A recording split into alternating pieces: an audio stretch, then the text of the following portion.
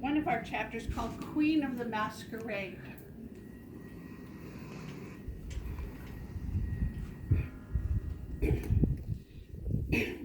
Queen of the Masquerade, Isabel, the Phantom Lady. Ah, Halloween. I love the sound of laughter and excited squeals from children as they transform into their favorite characters, ghosts, goblins, and witches, in pursuit of the biggest haul of candy and treats. I've always loved the idea of dress up and using my imagination to explore other personas.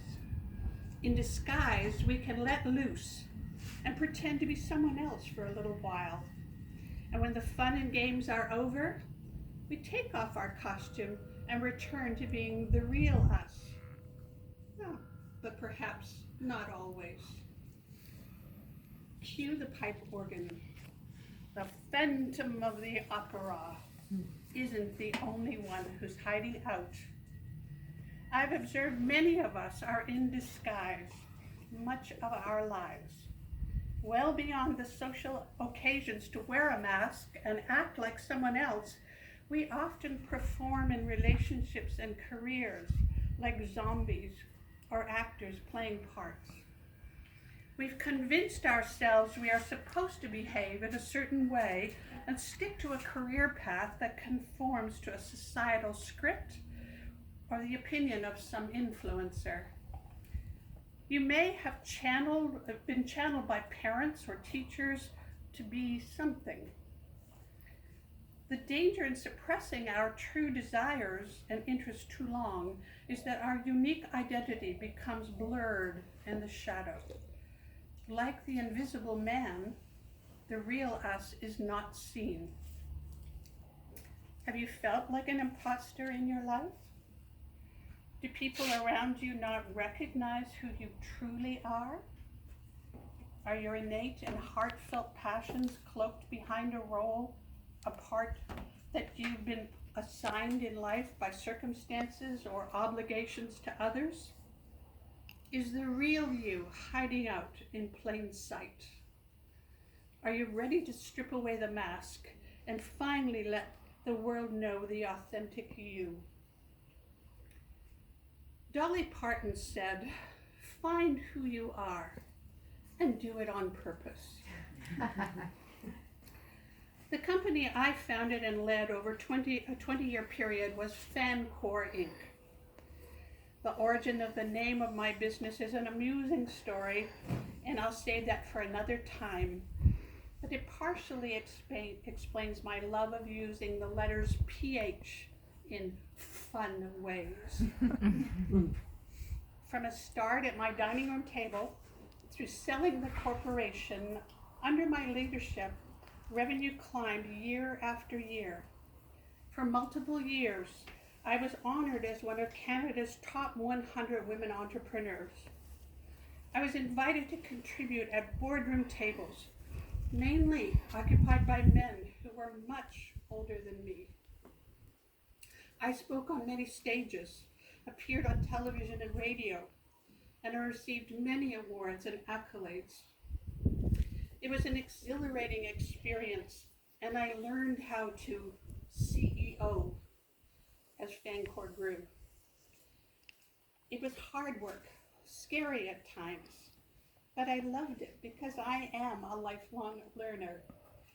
Aside from giving my business an original name, I was also recognized as an innovator of different products and services in an otherwise static industry. I leveraged the persona of the Phantom Lady for marketing and business development. Clients, suppliers, and staff engaged with the branding and became the PH fans that enabled me to create a global success. But the Phantom Lady had a dirty little secret. A secret shared by many other high-achieving women. Wonder Womanish, got the world by the tail women. I was often terrified that the world would figure out I was a fraud. So many times I tossed and turned and fretted that I was completely out of my league, in over my high heels, and at any moment I'd be exposed as not smart enough, not deserving of my position. I remember thinking how disappointed my staff would be when they found out that I didn't have all the answers all of the time. I recall how I blushed internally when I read my name in a magazine, a newspaper account of my success. I wondered if there would be a retraction, soon saying, sorry, she's just faking it till she makes it. My lifetime anti-cheerleader, LB, the little voice that sits on my shoulder and taunts me, often whispered, you're not good enough. You don't really deserve this success. Just who do you think you are? LB stands for limiting beliefs, and sometimes he invites his friends. Lizard brain, lazy bastard, and little bitch. Along, and they harangue me and chip away at my confidence.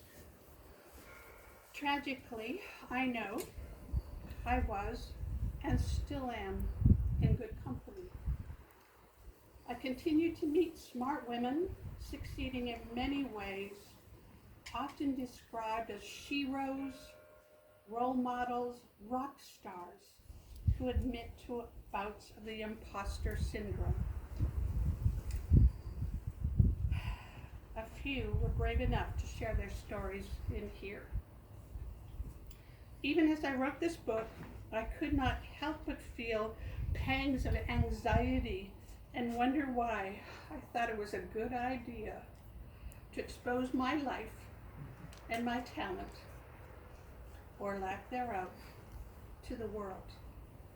My heart beats faster at the thought of asking someone to pay for my book, and fret if I have created enough value to deserve the price I asked. The imposter syndrome, if unchecked, can cause a major waste of talent, opportunity, and positive impact in the world. The symptoms deplete our confidence, reduce our focus, and destroy our healthy self-worth. Many psychologists suggest that more women than men suffer from this unhealthy mental state, and often the condition is rooted in our childhood and negative parenting. Recovery, or at least remission, from this insidious condition is possible. In my experience, the fastest and surest cure is regular peer therapy. Get out of your own head. For God's sake, tell your LB to shut up. Join or create a peer group of like-minded, value-driven women who you can trust to tell you the truth about your accomplishments and your fears. We all need a support network, mentors, coaches, and our own cheerleading squad. We need them most when we are suffering from self-doubt. It seems to be the peer group is here.